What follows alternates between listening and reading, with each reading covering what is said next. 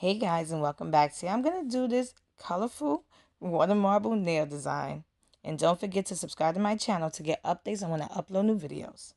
So I'm going to use white by CND Creative Play called I Blanked Out, purple also by Creative Play called Isn't She Grape, and blue by Salon Perfect. It doesn't have a name, it's just blue.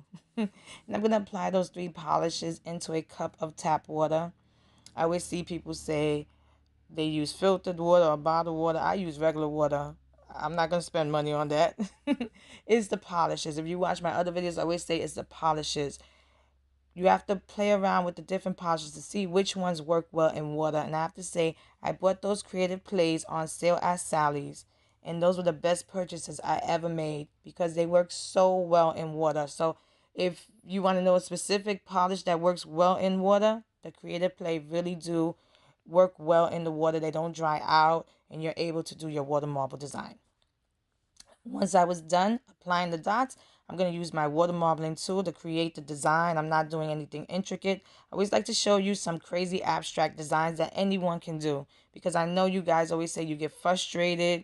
It's hard to do. So I want to show you something easy. I hope I make it easy for you because once you get the hang of it, it does become easy. As you can see, I just placed my nail in the cup and I'm going to use my Q-tip to remove all that polish. You don't want to pull your finger out and ruin your design. So make sure you remove all the polish from the water. And once I was done, I just removed the liquid latex. I cleaned around my nails and I applied a quick dry top coat. Don't give up on water marble. It takes time, it takes patience. But once you're done with it, once you get the hang of it, you're going to be able to do so many fun abstract looks. And here's the finished look. If you like this video, please give it a thumbs up. And don't forget to go to my Instagram page at Funwithmynails to see more of my nail art.